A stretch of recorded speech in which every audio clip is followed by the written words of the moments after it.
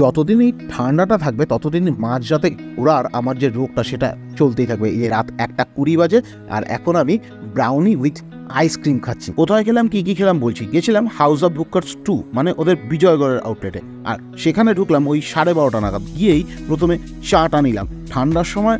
আর যাই হোক, প্রথমে চাটা হলে পুরো এনার্জিটা রিচার্জ হয়ে যায়। শুরু করলাম ওদের hot selling item green chilli chicken দিয়ে, আর তার সাথে ছিল 2 piece chicken cheese buster. Taste নিয়ে যদি বলতে হয় তাহলে বলবো যে ওদের গ্রিন চিলি চিকেনটা মানে ফাটাফাটি। যারা খায়নি একবার ওটি অবশ্যই গিয়ে খেয়ে আসুন।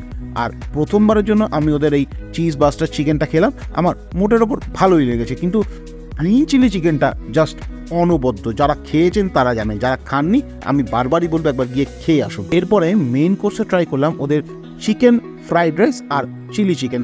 একদম সাধারণ যে চিলি চিকেন হয় ঠিক সেরকম, আহামরি বিশাল কিছু খাস না। তবে পেট ভরার জন্য যে পোর্শনটা ওরা দিচ্ছে সেটা একজনের জন্য সাফিসিয়েন্ট বলবো।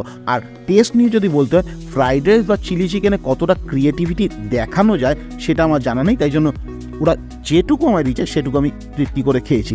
এরপরে ওদের প্রথমেই ছিল একটা ওয়েলকাম ড্রিঙ্ক, সেটা আমি শেষে নিলাম। ভার্জিন মোহিতোটা নিলাম, বেশ ভালো ছিল। এরপরে ছিল আইসক্রিম, বললাম ব্রাউনিটা আলাদা করে দিতে। পুরো এই প্যাকেজটা আমার থেকে নিল ওরা 299। বেশ টেস্ট আর কোয়ান্টিটিতে আমি satisfied. Thank you for watching, tata.